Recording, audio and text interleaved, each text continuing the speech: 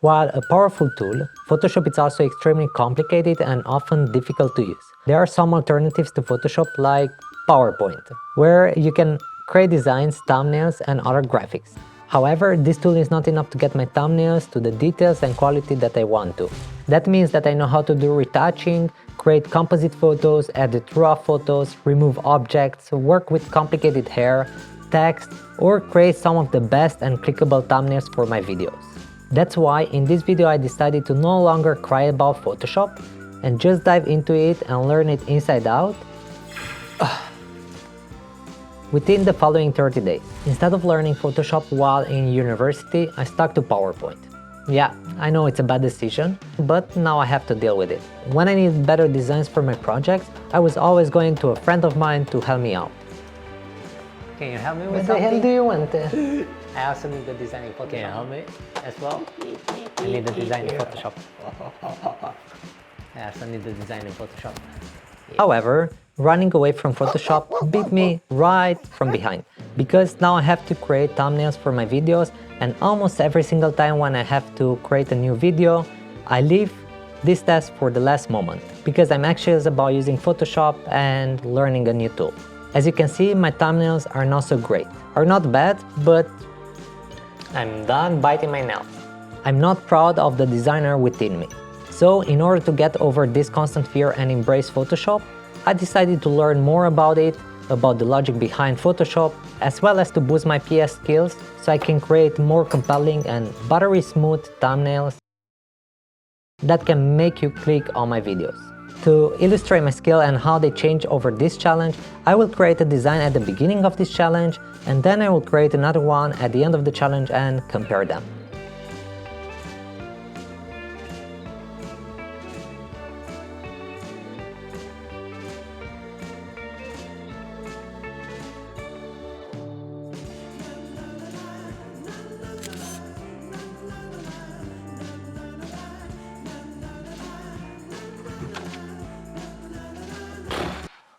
To be honest, the results are remarkable, and the differences are huge when it comes to my Photoshop skills from the first day compared to the last day.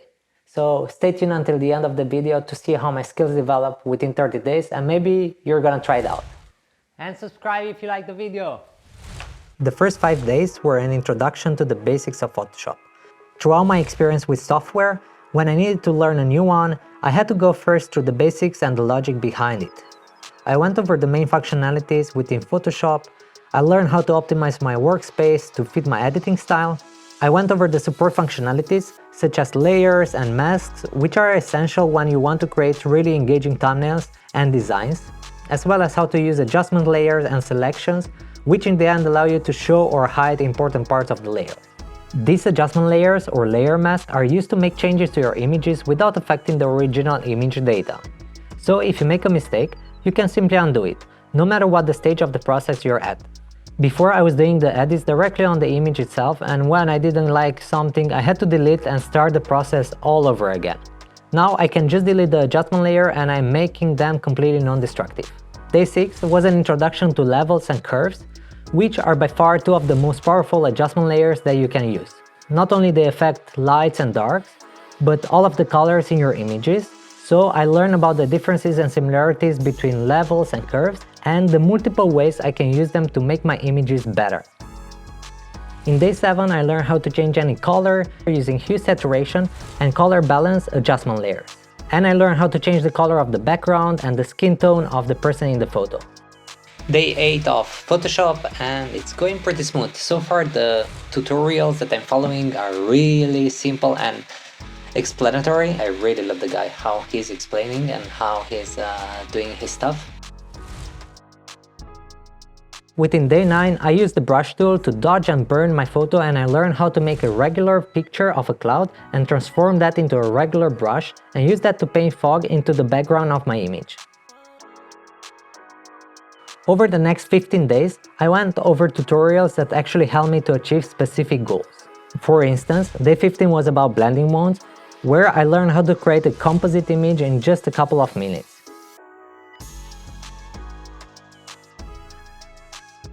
In day 16 I learned to remove distraction from my photos, and in the next days I learned how to color grade my images, change any color of an object in the color that I want to, as well as correct exposure of my images. If you're wondering from where I have all these images and tutorials, I follow tutorials from Flurn for free. They create fun and engaging Photoshop, Lightroom or photography tutorials for creative. And if you're at the start with your Photoshop journey, I would highly recommend to follow them because they are funny, informative, and the tutorials are really easy to follow. You can have the link down in the description if you want to follow their courses. So let's get back to Photoshop. In day 27 I tackled one of the most difficult things that I can do in Photoshop, to cut out hair structure from the background. In day 28 I learned how to light and color the image. Basically when you cut your subject up and put it in a new background, lighting would be different, color would be different. And those things I really want to learn in Photoshop to have more homogeneous composite images. So I learned how to analyze those colors and light and make a super realistic image. It's day 30! Yeah! Let's do it! I'm super pumped up to finish this challenge and I'm really glad with my progress in this challenge, so let's get into the last day of the challenge. Yes, it's been an absolute blast. So let's do this challenge one more day and then it's done. And the progress that I did so far in this challenge is just wonderful. After 30 days of Photoshop and spending over 25 hours in training, creating, retouching and composing over 35 images, I can say I learned a lot. This course brought me a lot of value and great insight into Photoshop. I don't feel anxious anymore about opening Photoshop, and I can say I am way more confident that from now on I can create thumbnails that will speak to you and will make viewers interested in clicking my content. So let's tackle the final goal of this video. The goal of the video is to create a better design than the one in the first day. So for this I wanted to create a composite image out of Photoshop icons, a moon, the photo that I used in the first design, and Photoshop logo. And I'm gonna try to apply most of the techniques that I learned along the past 30 days. So to start, I masked my subject and the pet that was walking on. Then I started to blend in the moon into the background using blending mode. After that I cleaned out the mask, and then I started to focus on the subject of the thumbnail, which is me, and I tried to make myself pop up. I added some highlights around me, and I used hue saturation for the ground to make it blend in with the moon and the sky. In the end, I tried to give it a matrix feeling with the icons of the Photoshop in the background, and I blend in the Photoshop logo into the moon. We are often told that it can take years to learn and perfect a skill. While that is mostly true, the best way to succeed in my opinion is just to start doing what you wanted to do on a regular basis, and you'll see that in no time you'll reach a satisfying level. That's what happened also with my Photoshop level. If there is one thing I took away from this 30-day Photoshop challenge, is that it can be very easy to learn something new and become very skilled with just a bit of effort and a little time by being consistent in your practice. And voila, that was the final result.